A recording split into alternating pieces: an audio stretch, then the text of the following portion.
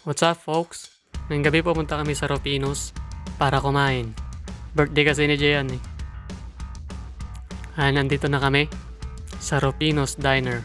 Yan, makita niyo madaming ilaw. Belated Christmas dito. Advance naman dyan oh. Advance Valentine. May puso at ilaw eh.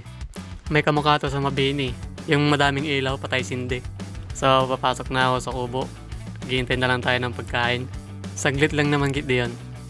Ito pala yung mga kasama namin oh. Buong angkan. Ito yung may birthday si Jayan. Ito naman si Pooks. Nahiya daw siya. Dumating na nga yung foods namin. Mukhang madami ano. Pero okay lang, madami rin kami.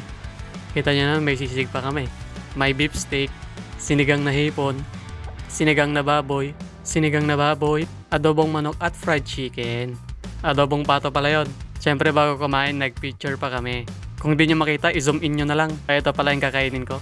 Medyo kakunti kasi on diet ako eh. At syempre, sasamahan natin yan ng malamig na iced tea. Syempre, kakain na tayo.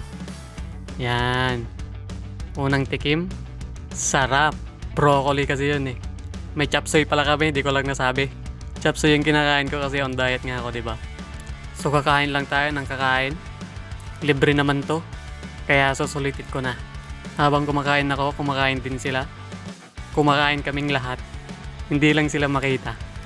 Last bite, naparami ata.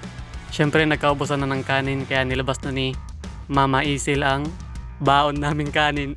Yan ang pinagbabawal na teknik ng Ricodosenin. O diba, tipid.